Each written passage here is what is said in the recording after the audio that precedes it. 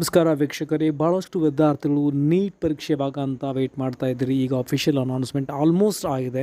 So August 1ರಿಂದ ಪರೀಕ್ಷೆ ನಡೆಸಲಾಗುತ್ತೆ ಅಂತ ಈಗ ಒಂದು ನಿರ್ಧಾರವನ್ನು ಕೈಗೊಳ್ಳಲಾಗಿದೆ. ಇದಕ್ಕಿಂತ ಮುಂಚೆ ಒಂದು ವಿಡಿಯೋ ಮಾಡಿದ್ದೆ, required documents while applying NEET 2020 ಅಂತ ಆಲ್ರೆಡಿ ಹೇಳಿದೆ. ಅದರಲ್ಲಿ ನಾನು ಮೆನ್ಷನ್ ಮಾಡಿದ್ದೆ ಆಗಸ್ಟ್ 1 ಅಂತ. ಟೆಂಟೇಟಿವ್ ಆಗಿದೆ, ಬಟ್ ಇದು ಅಫಿಷಿಯಲಿ ಡಿಕ್ಲೇರ್ ಆಗಿದ್ದಿಲ್ಲ ಅಂತ ಹೇಳಿದೆ. ಬಟ್ ಅಫಿಷಿಯಲಿ ಈಗ ಅನೌನ್ಸ್ ಆಗಿದೆ, ಆಗಸ್ಟ್ 1ರಂದು ಪರೀಕ್ಷೆ ನಡೆಸಲಾಗುತ್ತೆ.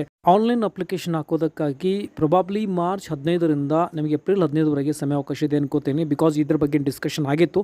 ಬಟ್ ಅಫಿಷಿಯಲ್ ಅನೌನ್ಸ್ಮೆಂಟ್ ಆದ ನಂತರ ನಾನು ನಿಮಗೆ ಅದ್ರ ಬಗ್ಗೆ ಡೀಟೇಲ್ ಆಗಿ ಹೇಳ್ತೇನೆ.